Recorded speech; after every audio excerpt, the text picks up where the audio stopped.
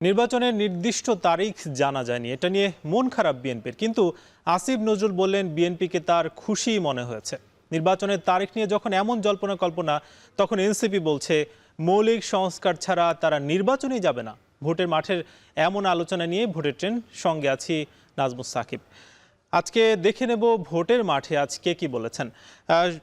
আজকে বেশ কিছু রাজনৈতিক নেতারা কিন্তু কথাবার্তা বলেছেন এবং দেখতে চাই যে বিএনপির যিনি মহাসচিব মির্জা ফখরুল ইসলাম আলমগীর, তিনি কিন্তু আজকে যে বৈঠক হয়েছে প্রধান উপদেষ্টার সঙ্গে, সেই বৈঠক শেষে জানিয়েছেন যে প্রধান উপদেষ্টার বক্তব্যে আমরা একেবারেই সন্তুষ্ট নই এবং তিনি নির্বাচনের নির্দিষ্ট একটি তারিখ কিন্তু চেয়েছিলেন। এবং বাংলাদেশ জামাত ইসলামীর আমির ডক্টর শফিকুর রহমান তিনি বলেছেন আমাদের ভিউ হচ্ছে নির্বাচন রমজানের আগে শেষ করতে হবে এবং তার জন্য প্রয়োজনীয় প্রস্তুতি তিনি গ্রহণ করার জন্য আহ্বান করেছেন। অধ্যাপক আসিফ নজরুল, যিনি আইন উপদেষ্টা অন্তর্বর্তী সরকারের, তিনি বলেছেন নির্বাচন কোনোভাবেই জুনের পরে যাবে না এবং সেই প্রক্রিয়ায় এই সরকার আগাচ্ছে বলে তিনি জানিয়েছেন। এবং নির্বাচন কমিশনার কিন্তু আজকে আশ্বস্ত করেছেন যে জুলাইয়ের মধ্যেই ত্রয়োদশ জাতীয় সংসদ নির্বাচনের যে রোডম্যাপ বা অ্যাকশন প্ল্যান, সেটা কিন্তু ঘোষণা করবে নির্বাচন কমিশন। আজকে আমরা সেসব বিষয় নিয়ে কথা বলবো। আমাদের সঙ্গে একজন অতিথিও যুক্ত হবেন। আজ আমাদের সঙ্গে ভোটের ট্রেনে যুক্ত আছেন বাংলাদেশ জামাত ইসলামীর কেন্দ্রীয় কর্মপরিষদ সদস্য ও ঢাকা মহানগর উত্তরের সেক্রেটারি রেজাউল করিম। রেজাউল করিম, আপনাকে স্বাগত ভোটের ট্রেনে। আমরা জানতে চাই যে জামাত ইসলামী থেকে আমরা যেটা এতদিন জানছিলাম, আপনারা বলছিলেন যে সংস্কার সেটা আগে হওয়া দরকার, বিচার যে প্রক্রিয়া সেটা হওয়ার পর আপনারা আসলে নির্বাচন চাচ্ছিলেন। কিন্তু আজকে আবার কেন আপনারা সেই কথা থেকে বেরিয়ে আসলেন, বলছেন যে রোজার আগে, অর্থাৎ আগামী রোজার আগে নির্বাচন হতে হবে, কেন সেটা?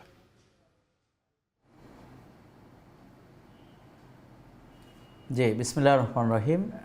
আমাদের এখন টিভির যে ভোটের ট্রেন, এই অনুষ্ঠানের দর্শক শ্রোতা মণ্ডলী সবাইকে আন্তরিক অভিনন্দন। আসসালামু আলাইকুম রহমতুল্লাহ। না, আপনি যেটা বলেছেন আসলে আমরা সবগুলো একসাথেই যাচ্ছি। আমরা কোনো কথা আগে কোনটা বলেছি এখন কোনটা থেকে সরে আসছি, বিষয়টা মোটেও তাই নয়। বরং আমাদের আমিরে জামাত ডক্টর শফিকুর রহমান আজকে তিনি যেই কথা বলেছেন যে আমরা নির্বাচন রমাদানের আগে শেষ করতে হবে, এর পরবর্তীতে যদি নির্বাচন যায় তাহলে সেটি বাংলাদেশের প্রাকৃতিক দুর্যোগের কারণে সেটি অনিশ্চিত হয়ে পড়বে। তার মানে খুবই ক্যাটাগরিক্যালি তিনি একটা টাইম ফ্রেমের কথা কিন্তু বলেছেন। আমরা বরাবরই বলেছি যে বিগত ফ্যাসিবাদী সরকার এখানে যেই বিভিন্নভাবে 41 সাল পর্যন্ত ক্ষমতাকে নিশ্চিত করবার জন্য একটি ভোটারবিহীন নির্বাচন বলা যায়, একের পর এক আমিরামির নির্বাচন, রাতের নির্বাচন, বিভিন্নভাবে যেই মানুষের ভোটের অধিকারটাকে হরণ করেছে এবং খুন খারাপি, আয়নাগর এবং 5 আগস্টে যে এখানে হাজার হাজার মানুষকে হত্যা করা হয়েছে, ছাত্র জনতাকে, এবং পঙ্গু করে দেয়া হয়েছে প্রায় 40,000-এর মতো। এই অবস্থার মধ্যে আমরা মনে করছি যারাই এই অপকর্ম করছে তারাই কিন্তু এখন প্রশাসনের বিভিন্ন যন্ত্রে কিন্তু অবস্থান করছে। সুতরাং সংস্কার ব্যতীত আসলে যারা রাতে ইলেকশন করেছে, যারা গুম করেছে, খুন করেছে, দুর্নীতি করেছে, সন্ত্রাস। রেজাল্ট ভাই, একটা বিষয় আমি একটু স্পষ্ট হতে চাই যে আপনারা তো আসলে যেমন প্রধান উপদেষ্টা বলেছিলেন যে জুনের মধ্যে আসলে নির্বাচন তারা দিবেন, তাহলে তো জুনের মধ্যেই আপনারা সময়টা বলছেন, তাহলে নতুন করে আপনাদের কেন আসলে সময় দেওয়া লাগছে যে ফেব্রুয়ারির মধ্যে নির্বাচন? আপনারা তো জুনের মধ্যে আসলে একমত ছিলেন। না, আমরা বরাবরই বলেছি যত দ্রুত। দেখুন, রাজনৈতিক সরকার ব্যতীত কিন্তু রাষ্ট্র পরিচালনা অসম্ভব। আর এখন যে সরকার আছে এটা কিন্তু একটি প্রেক্ষাপট, একটা পলিটিক্যাল ডিজাস্টারের কারণে কিন্তু এটা এসছে এবং ফ্যাসিবাদের এই কর্মকাণ্ডের কারণে ছাত্র জনতার এই অভ্যুত্থানের মধ্য দিয়ে সরকার এসেছে। সুতরাং রাজনৈতিক সরকারের কোনো বিকল্প নেই, কিন্তু সেটি ভোটের মাধ্যমে হতে হবে। আমরা বরাবরই বলেছি যে আসলে সংস্কার প্রয়োজন। আসলে যারা এই খুন খারাপি, দুর্নীতি, সন্ত্রাসী কার্যক্রমের সাথে সম্পৃক্ত তাদের বিচার হওয়া প্রয়োজন এবং নির্বাচনও হতে হবে। সুতরাং আমরা কোনোটাকেই কিন্তু এটা বলিনি যে এটার পরে এইটা, এটার পরে এটা। আমরা বলছি সবটাই একসাথে চালিয়ে নেওয়া সম্ভব। একটা বিষয়ে আপনাদের যিনি নেতা ডক্টর শফিকুর রহমান, তিনি কিন্তু বেগম খালেদা জিয়ার সঙ্গে দেখাও করেছেন সাম্প্রতিককালে। তো সেক্ষেত্রে কি এই দেখার পরেই কি আপনারা আসলে নতুন কোনো সিদ্ধান্তের দিকে যাচ্ছেন? আমাদের সঙ্গে যুক্ত আছেন বাংলাদেশ জামাত ইসলামের কেন্দ্রীয় কর্মপরিষদ সদস্য ও ঢাকা মহানগর উত্তরের সেক্রেটারি রেজাউল করিম। রেজাউল ভাই, আমরা বিরতির আগে যেই কথাটা বলছিলাম যে আপনাদের যিনি নেতা তিনি বেগম খালেদা জিয়ার সঙ্গে দেখা করেছেন সাম্প্রতিককালে, এবং বিএনপির সঙ্গে কি আপনাদের মানে কি আলোচনাটা হয়েছে বা বেগম খালেদা জিয়ার সঙ্গে কি আলোচনা হয়েছে, তারপরে কি আপনারা এই কোনো সিদ্ধান্তে উপনীত হয়েছেন কিনা?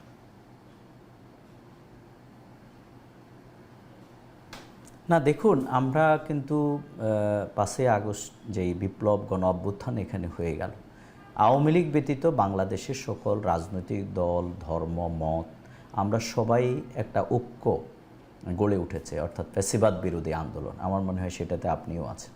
সুতরাং এখানে সব দলের মতের একটা মিলন মেলা সংগঠিত হয়েছে। সেই জায়গা থেকে দীর্ঘদিন আমরা জোট করেছি, আমাদের কখনো 4 দলীয় জোট, এরপরে 20 দল, সব মিলিয়ে বাংলাদেশের 2টা বড় রাজনৈতিক দল আমরা, এবং বাংলাদেশের 3 বারের প্রধানমন্ত্রী, আপসহীন নেত্রী, গণতন্ত্রের জন্য যিনি তার বিরাট স্যাক্রিফাইস রয়েছে, তিনি অসুস্থ, আমাদের আমির জামাত ডক্টর শফিকুর রহমান, তিনি ইউরোপে সফর করেছেন এবং তিনি ওনাকে দেখতে গিয়েছেন। উনি নিজের সেই ইন্টারভিউতে বলেছেন যে তার সাথে সৌজন্য সাক্ষাৎ ছিল এবং তার দোয়া চেয়েছেন, এবং তিনি মূলত তার সাথে সেজন্য সাক্ষাৎ করেছেন। আমাদের নির্বাচনের টাইম ফ্রেমের সাথে কোনো সম্পর্ক নেই, বরং আমরা বরাবরই নির্বাচন চেয়ে এসেছি। কিন্তু আমরা বলেছি যে আমাদের দেশের যেই ফ্যাসিবাদীর কর্মকাণ্ডের কারণে আমাদের রাষ্ট্রের কাঠামোগুলো যেভাবে ভেঙে পড়েছে, আমাদের অর্থনীতি, আমাদের সংস্কৃতি, শিক্ষা, সব কিছুকে যেভাবে রাষ্ট্রের সব কিছুকে তছনছ করে দেওয়া হয়েছে, এটাকে যদি পুনরুদ্ধার করতে হয় তাহলে সংস্কারের কোনো বিকল্প নেই। এবং বিভিন্ন অপকর্ম যেগুলো হয়েছে, আপনারা সাংবাদিকরা সেগুলো তুলে ধরেছেন, জাতির সামনে এখন ধরছেন।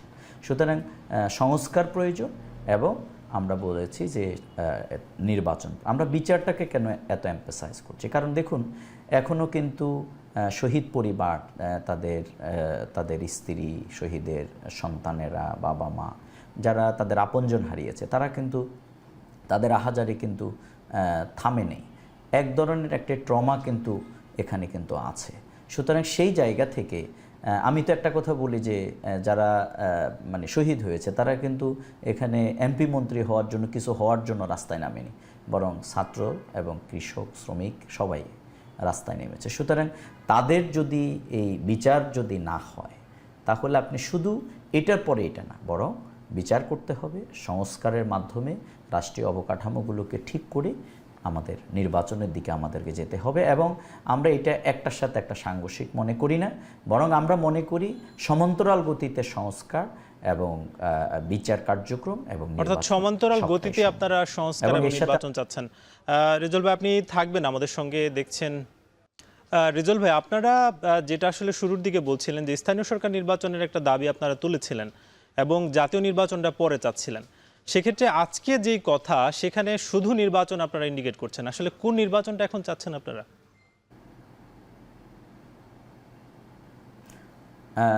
না, আমরা স্থানীয় নির্বাচন, আমরা মনে করি যে এই সরকার, এই ফ্যাসিবাদী সরকার একজন মেম্বার পর্যন্ত, আপনারা দেখছেন যে আপনাদের রিপোর্টে আসছে যে তৃণমূল পর্যায় পর্যন্ত হাজার হাজার কোটি টাকা তারা লোপাট করেছে।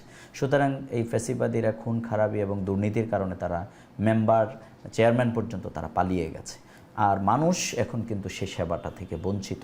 এই জন্যে আমরা মনে করি এই নির্বাচন ফ্রেমওয়ার্কের মধ্যেই স্থানীয় নির্বাচন সম্ভব, এবং বাংলাদেশ জামাত ইসলামী সেটি দাবি করছে যে স্থানীয় নির্বাচন এবং জাতীয় নির্বাচন এই টাইমের মধ্যেই সম্ভব, বিচার সম্ভব, সংস্কার সম্ভব। হ্যাঁ, এখন তাহলে কিভাবে বিচারটা হবে?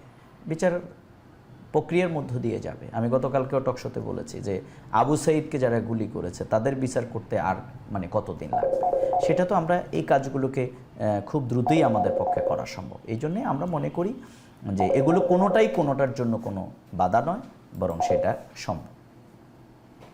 সেক্ষেত্রে আপনি বলছিলেন যেমন সংস্কার, বিচার, সেসব বিষয় নিয়ে বলছিলেন, এবং সংস্কার এবং বিচার সেটা কি আসলে খুব ধারাবাহিকভাবে কিংবা খুব দ্রুততার সাথে এগুতে দেখছেন কিনা সেই বিষয়টা আমরা আসবো। আমাদের সঙ্গে যুক্ত আছেন জামায়াত ইসলামের কেন্দ্রীয় কর্মপরিষদ সদস্য, ঢাকা মহানগর উত্তরের সেক্রেটারি রেজাউল করিম। রেজাউল ভাই, আমরা বলছিলাম যে আপনারা আসলে নির্বাচনের আগে কতটা সংস্কার চান?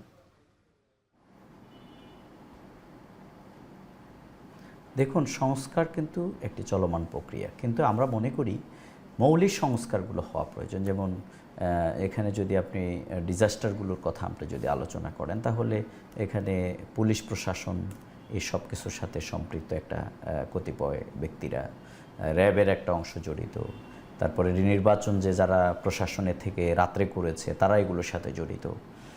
সুতরাং ফ্যাসিবাদের সেই চিন্তা চেতনার লোকেরা কিন্তু প্রশাসন যন্ত্রে বিভিন্ন জায়গায় কিন্তু এখনও বসে আছে, আমরা লক্ষ্য করছি। এবং আমরা মনে করি এই সরকারের এটি একটি বড় ব্যর্থতা যে তারা এখনও তাদেরকে গ্রেপ্তার করা অথবা যারা প্রকৃত অপরাধী, খুন খারাপের সাথে সম্পৃক্ত, তাদেরকে আইডেন্টিফাই করে আমরা মনে করি তাদেরকে বিচারের আওতায় আনা উচিত। তাহলে কেবলমাত্র সেই দিকটা যাবে। এই জন্যে এই মৌলিক সংস্কারগুলো যদি না হয়, নির্বাচনের ক্ষেত্রে, আইনশৃঙ্খলার ক্ষেত্রে, এই জায়গাগুলোকে মেরামত করে আমাদেরকে সামনের দিকে মৌলিক সংস্কারের কথা যেহেতু আপনি বলছেন, যেমন এনসিপির যিনি আহ্বায়ক নাহিদ ইসলাম, তিনি কিন্তু বলেছেন যে মৌলিক সংস্কার যদি না হয় সেক্ষেত্রে তারা নির্বাচনে যাবে না। সেক্ষেত্রে আপনাদের অবস্থানটা কি? যদি মৌলিক সংস্কার না হয় তাহলে কি আপনারা নির্বাচনে যাবেন? না, দেখুন, নাহিদুল ইসলাম যেটা বলেছেন সেটা তো তার নিজস্ব বক্তব্য। আমরা মনে করি সংস্কারের জন্য সরকার এখন পর্যন্ত আমরা আন্তরিক বলে মনে করি, এবং যে কমিশনগুলো গঠন করা হয়েছে, পলিটিক্যাল পার্টিসগুলো তাদের অপিনিয়ন দিয়েছে, এবং সেগুলো ভিত্তিতে আলাপ আলোচনা করে আমরা মনে করি যে বড় দলগুলো বা সবাই মিলে আমরা যারা ফ্যাসিবাদ বিরোধী আন্দোলনে ছিলাম, আমাদের ডায়লগের ভিত্তিতে সরকার সে ব্যাপারে কার্যকর উদ্যোগ গ্রহণ করবে। এই ব্যাপারে আমরা এখনও আশাবাদী যে সে সংস্কারের দিকেই সরকার যাচ্ছে, কিন্তু সেটি অযথা যেন কোনো টাইম ফ্রেমটা যেন বাড়ানো না হয়। কারণ বিগত দিনের এই ফ্যাসিবাদী সরকার কিন্তু তাদের জঞ্জাল কিন্তু 15 বছরের, সুতরাং সেটিকে আপনি 15 মাসে কিন্তু সমাধান করতে পারবেন না। কিন্তু বেসিক স্ট্রাকচারটাকে অথবা যেগুলোর কারণে আমাদের নির্বাচন, আমাদের অন্যান্য কার্যক্রমগুলো বাধাগ্রস্ত হতে পারে, সেই জায়গাগুলোতে অবশ্যই সংস্কার লাগবে, এবং আমরা মনে করি সেই দিকে সরকার এগোবে এবং সরকার সে ব্যাপারে তাদের আন্তরিকতা প্রদর্শন করবে। রেজাউল ভাই, আপনি আমাদের সঙ্গে যুক্ত হয়েছেন, তার জন্য অসংখ্য ধন্যবাদ। আমরা আজকে একেবারেই সময় শেষ পর্যায়ে। আমাদের সঙ্গে যুক্ত ছিলেন রেজাউল করিম, যিনি ঢাকা মহানগর উত্তরের সেক্রেটারি এবং কর্মপরিষদ সদস্য, বাংলাদেশ জামায়াত ইসলামী। আজকের মতো শেষ করছি। আগামীকাল নতুন কোনো বিষয়ে আলোচনা হবে। শুভরাত্রি।